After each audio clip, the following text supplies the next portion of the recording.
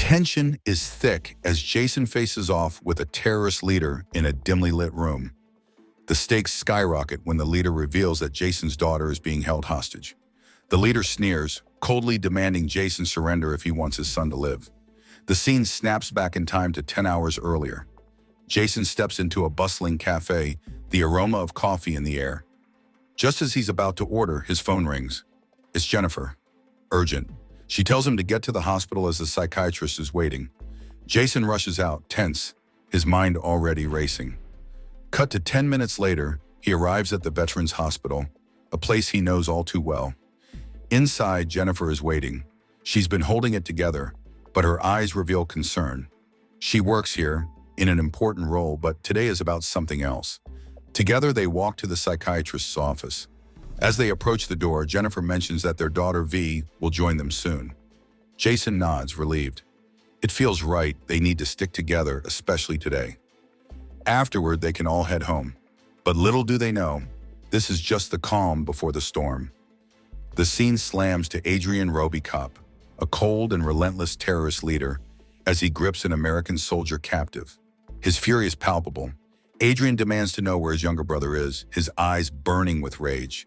But instead of an answer, the soldier spits back an insult. Adrian's rage snaps. He orders his right-hand man, Eric, to torture the soldier, determined to break him. The soldier cracks under the pressure, gasping out the truth. Adrian's brother has been taken by none other than General Welch. Adrian pushes for more, his voice ice cold. The soldier, trembling, reveals that General Welch is scheduled for an interview at the hospital. Without hesitation, Adrian orders his men to storm the hospital and capture the general. Cut to Jason sitting across from the psychiatrist, his mind swirling with dark memories. The doctor probes gently, asking Jason to recount the moment that still haunts him the most. Jason exhales deeply before diving into the past. He talks about a mission in the Middle East, his team's raid on a terrorist stronghold. But it was a trap. Explosives went off, tearing apart his team. Jason was the only one to survive. The doctor listens, offering a few motivational words, but Jason remains distant, lost in the ghosts of that day. After the session, Jason heads straight to find V at the hospital. Just then his phone rings. It's Jennifer. She tells him to head home without her. She's got an impromptu interview with General Welch. Little do they know, Adrian and his men are closing in, hunting Welch down at the very same hospital. Jason understands, his voice steady. He tells Jennifer to be careful. The tension builds as Adrian's men gather in the parking lot, preparing to storm the hospital. The air is thick with anticipation. General Welch arrives in a sleek car, flanked by 2 bodyguards. Without a second wasted, they're swiftly escorted to the VIP room for his interview. On the lower floor, Adrian's men begin their infiltration. They kill a guard without a sound. Max, one of the operatives, quickly slips into the guard's uniform, blending into the chaos, while the others head straight for the operational room. Meanwhile, the psychiatrist, ready to call it a day, steps into the hallway. He notices the absence of the usual guard, a detail that feels off. Max quickly steps in, offering a quick lie. The guard left for a family emergency, he says, filling in for the shift. But the psychiatrist isn't fooled. Max senses the doctor's suspicion and wastes no time. He calls Eric, warning him about the doctor's unease. Eric doesn't hesitate. A moment later, the doctor's life is snuffed out, his body falling to the floor with a dull thud. Eric walks into the hospital, a calm smile on his face, holding the dead psychiatrist's clothes and identification. It's all part of the plan. Just as Jason and V prepare to leave, they cross paths with Max. Jason frowns, confused. The guard he saw earlier was a woman. He asks where she went. Max casually explains she left due to a family emergency, but Jason doesn't buy it. He continues walking, but then fate has them collide with Eric. He's holding the psychiatrist's clothes and ID. Clearly something isn't right. Shortly after, Jason and V pull into the hospital parking lot. Jason tells V to stay put in the car while he makes a quick call. Moments later, Jason contacts Police Chief Malone, urgency in his voice. He warns about suspicious activity at the hospital, urging Malone to come fast with backup. But Malone brushes it off, dismissing Jason's concerns as a result of his post-traumatic stress. Despite this, he agrees to send help. Outside, Adrian's men have already begun monitoring Jason. One of them reports back and the decision is swift. Jason needs to be taken out immediately. Back at the car, Jason tells V to wait for him. V hesitates, asking where he's going. Jason replies simply, "Unfinished business." He turns, heading back inside the hospital. Inside, Jason bumps into Max, who's watching him closely. Max asks, "Why the constant in and out?" Jason brushes it off. Forgot something in the patient's room. But something in Jason's eyes gives Max pause. He's hiding something. Meanwhile, Adrian's men have infiltrated the hospital's operational room. They've successfully hacked into the CCTV system, the office phones, and every communication channel. One of Adrian's men is positioned as a sniper on the rooftop, his eyes cold and focused, waiting for the moment to strike. Soon after, Adrian storms into the hospital, his face hard with determination. He meets with Max, who quickly reports that everything is going as planned. But there's a problem. Jason is starting to get suspicious. Adrian's expression darkens. He orders two of his men to hunt down Jason, while he and the others focus on securing the second floor and taking hostages. 3 minutes later, Jason makes his move. He sneaks up the back route to the second floor, his senses heightened. But as he rounds the corner, he spots one of Adrian's men approaching. Without hesitation, Jason ducks into a nearby room, waiting. The man enters, and Jason takes him down in a flash. Jason grabs his weapons and heads up the hall. On the second floor, Adrian and his men are already in full control, rounding up hostages. They threaten anyone who resists with instant death. A staff member makes a break for it, but he's caught, dragged to Adrian, and executed on the spot. Adrian coldly addresses the crowd, his voice sharp. Anyone who tries to run or fight will meet the same fate. Jason, hiding in a storage room, pulls out his phone. He calls Malone, his voice urgent. "Has backup arrived yet?" Malone responds coldly, dismissing Jason's concerns. He hadn't sent anyone. He still didn't believe Jason. Jason's fury boils over. This is a hostage situation. More than 7 armed men are inside the hospital. "Get your team here now." Finally, Malone realizes the severity. He scrambles to assemble his team and head to the hospital. Meanwhile, on the other side of the building, General Welch is in the middle of an interview with Jason's wife, Jennifer. Neither of them has any idea that the hospital is now under terrorist control. Not long after, Adrian stands before the hostages, his voice cold and demanding. "Hand over your phones." One of the hospital staff tries to hide their phone, but Eric is quick to notice. Without hesitation, Eric pulls out his gun and shoots the staff member dead. The room explodes with screams, the other hostages frozen in shock. The brutality of the act hangs heavy in the air. Outside the back exit, Max and another member of Adrian's crew are setting up a bomb, their faces grim. This was no accident. Adrian had ordered it as a failsafe. If anyone tries to escape through the back, they'll never make it. Meanwhile, the tension spikes in General Welch's interview room. 2 of Adrian's men burst in, gunning down the guards without warning. The gunfire echoes through the hall. General Welch snaps to attention, instantly realizing the danger. He moves to defend himself, but before he can act, a female member of Adrian's crew enters.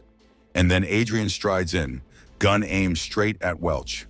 With chilling efficiency, Adrian drags General Welch and Jennifer to the second floor, where the rest of the hostages are being held. The situation has gone from bad to worse, and it's only getting darker. On the second floor, chaos erupts. A woman bolts for the exit, desperation in her eyes as she races down the stairs, Adrian's man hot on her heels. The chase is tight with every step counts. She reaches the back door, her fingers trembling as she tries to open it. Jason appears, slamming into her path. "Stop! The door's rigged with a bomb," he warns. The terrorist chasing her yells the same, his voice laced with urgency. "You open that door, we all die." But the woman, frantic and unthinking, ignores them both. She wrenches the door open, and in an instant, the explosion rips through the air. The blast obliterates her and the terrorists, leaving nothing but carnage. Jason, however, is thrown back, but survives. The deafening blast echoes. Adrian immediately contacts his sniper, Jackson, outside. "What happened?" Adrian demands, his tone sharp. Jackson coolly responds, "Just a hostage. She tried to escape through the back. No big deal." Back with Jason, he's scrambling. He needs to get to V, who's been waiting in the car. But when he calls, panic sets in as her phone's dead. His anxiety spikes. He can't lose her. Not now. Determined, Jason grabs a weapon from one of Adrian's fallen men. He's not waiting for rescue. He's making his move. His first target was Max. Soon, Jason pulls off a quick, clever strategy, taking Max down in a heartbeat. Outside the hospital, chaos erupts. Malone's officer arrives, scanning the area. But before he can act, a shot rings out. A sniper's bullet takes him down in an instant. The officer crumples, lifeless. Adrian's sniper, Jackson, watches from a distant perch, calm and calculated. Malone reacts fast. A helicopter is deployed, backup forces ready to drop in. But Jackson doesn't miss a beat. He lines up the shot, and in a split second, the helicopter explodes in a fiery wreck, crashing to the ground. The outside help is gone again. Meanwhile, Jason moves stealthily inside the hospital, his senses razor sharp. He stumbles upon one of Adrian's men. A brutal confrontation ensues, but Jason comes out on top, dispatching the enemy without hesitation. He pushes forward, relentless, hunting for more. Just then, Jason's phone rings. It's Malone.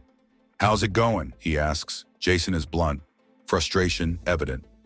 "Why aren't you here yet? Where are you?" Malone sighs, apologizing. He's on his way, but he's running behind.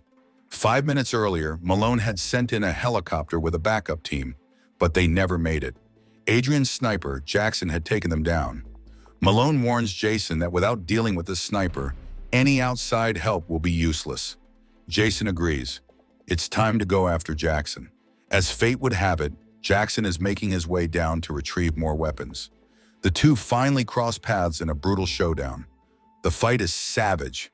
Jackson almost finishes Jason off, but in a final desperate move, Jason grabs a weapon, turns the tide, and kills Jackson. Jason puts his plan into action. He feigns surrender, dropping to his knees with a look of defeat.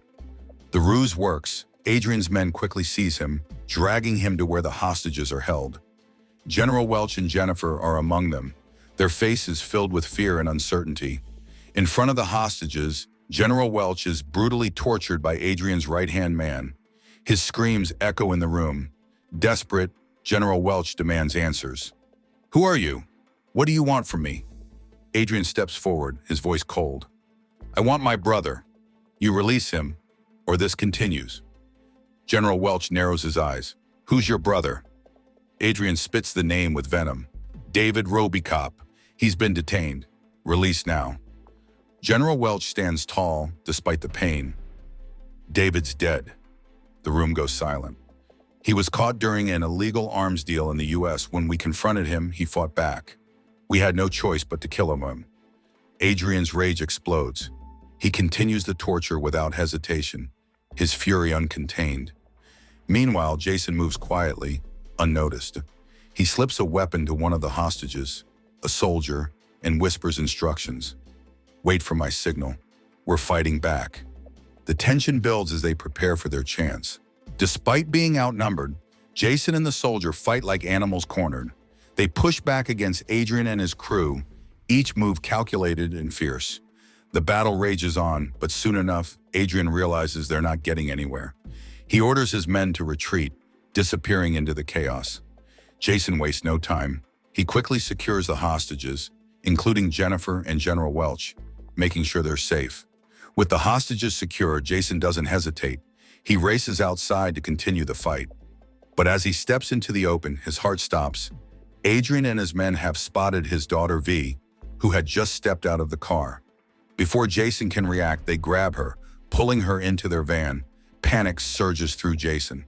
Just then, Malone and his officer arrive, the screech of their car tires signaling their arrival. Jason pleads with Malone, his voice raw. "You have to help me, they've taken V." Without hesitation, Malone nods and the chase is on. The two races after Adrian, fury and desperation driving them forward. The pursuit is relentless, leading them to an airport. Adrian and his men know they can't outrun them any longer. They stop, ready to make their stand. The sound of gunfire erupts, and a brutal gunfight breaks out. Jason, Malone, and their team fight with everything they've got. It's chaos.